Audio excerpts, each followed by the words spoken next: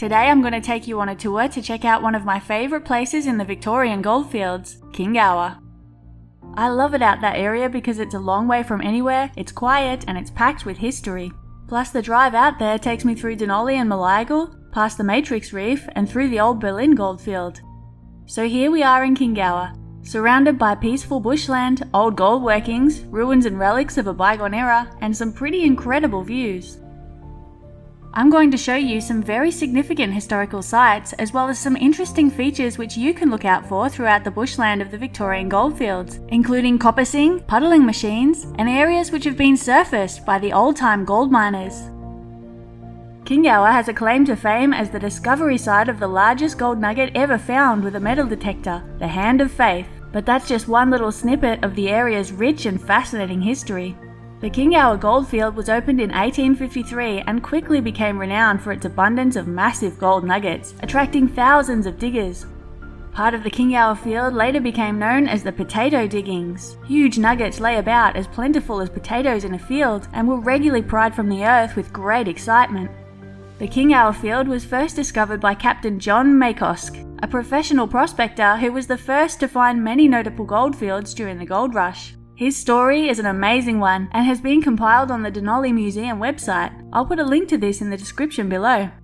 The incredible Blanche Barkley nugget was discovered in Kingower in 1857 and at that time was the largest gold nugget ever found, weighing in at a whopping 1,743 ounces. Named after the governor's daughter, the Blanche Barkley was described as being about as large as an average-sized forequarter of mutton and bears some resemblance to that joint. This monster gold nugget was found 13 feet from the surface by two sets of brothers. The Mercury newspaper published the following incredible account in 1902 upon the death of one of the discoverers.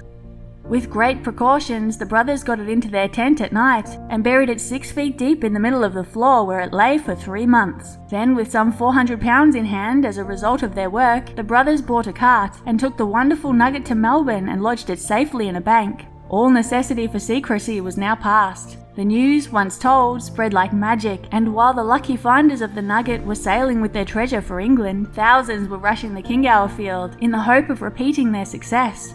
This stone monument along the main road through Kingower commemorates the nugget's discovery, although it does not mark the exact discovery site of the nugget, which is on private land nearby. Up around the corner we cross over the beautiful Kingower Bridge, set along an old mail and coach route and surrounded by picturesque vineyards. This is a rare example of a gold rush era stone and timber beam bridge and is the only known unmodified example of this once common design still in regular use. The deck has been restored but with no alterations to its original design. Continuing on, we soon come across a rare gem, a 19th century stone-lined well which was used by Cobb & Co for their animals travelling along this route. This is a beautiful example of an old stone well, and the pieces of quartz which have been built into the walls are a cool little feature. Cobb & Co were an innovative coach transport company, established in the 1850s in response to the quickly growing need for transport of passengers, gold, and mail during the gold rush. Rapidly expanding to become one of the most successful companies of its kind, Cobb & Co.'s remaining stables, coach houses, and pioneering routes stand as a proud testament to the industry which once dominated the roads of the Victorian Goldfields. Right across the track from the well, you'll find the remains of the Union Reef mine, a very interesting area to check out. There's a cool open cut up the top of the hill, and down by the dam are the remains of a gold puddling machine. If you want to learn more about gold puddlers, the remains of which can be found all over the Victorian Goldfields, check out this video in the top right. I'll also put a link in the description. Next up, we've got to walk a little more off track. There's a great little house site hiding in the bush nearby. This cool little old home is marked on the Victorian Heritage Database as belonging to John Preston, and although I know I've read more details about this in a heritage report somewhere online a few years ago, I couldn't find the report again for this video, but I still wanted to show you around because it's a pretty excellent little place. If anyone has any information on this house site, let me know in the comments below.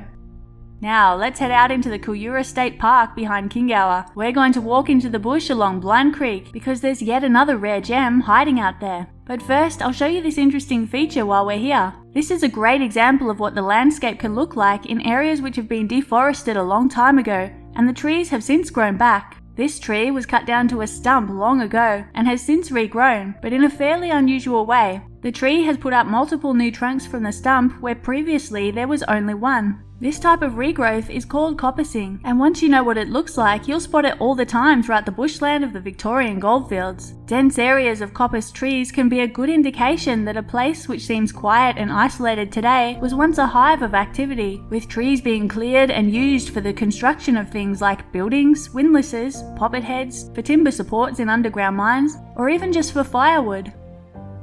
We're going to continue along Blind Creek for a few hundred meters until we find this. These are the rare surviving remains of a Chilean mill, a crushing machine used for a commercial ochre mine which once operated here. There are not many Chilean mills left within the Victorian Goldfields, making this a very unusual and interesting relic.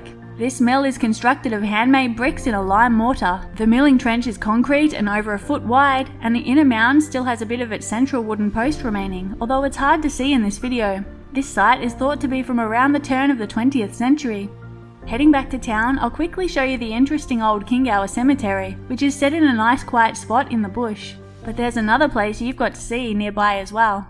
This is the old Kingower burial ground, and it's hiding in the bush over the other side of the main road through Kingower. While you won't find much in the way of headstones standing at this site, you can see evidence of many more burials amongst the scrub. This remaining headstone marks the grave of Reverend Willens from Norfolk in England, who was buried here in 1858 at just 41 years old.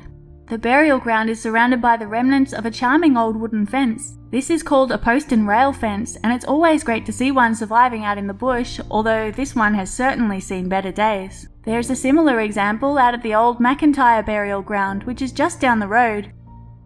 And now we're in the Kingower State Forest. This bushland is a popular destination for gold prospectors, which is hardly surprising considering the abundance of gold which has been pulled out of the earth in this area, including the world-famous Hand of Faith.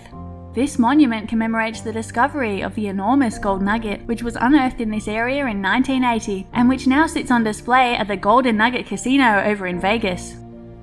I also want to show you this cool spot, which is right near the Ironbark Dam campground. This area has been surfaced, where miners stripped a huge area of shallow ground down to the bedrock and processed all the earth they removed for gold. This spot right here must have been very rich, and the gold was easy pickings as it was not very deep. Last but not least, let's take a drive up to Kingower's Bald Hills and take in the spectacular views of the surrounding mountains, fields and bushland. This is a great vantage point to spot the resident wedge-tailed eagles who live and hunt in the bushland below, and while I haven't seen any today, I did see these little guys, as well as a big herd of cheeky goats. There are several free campgrounds located within the Kingower State Forest which are great for self-sufficient campers to spend a weekend bushwalking, gold prospecting and sightseeing throughout the area. I'll put links to these campgrounds in the description below, where you will find more information, images and locations. I hope you enjoyed this quick tour of Kingower, one of my favourite places to explore. If you'd like to see more videos like this one, let me know by hitting the like button. Don't forget to subscribe and let me know in the comments some of your favourite places to explore in the Victorian Goldfields.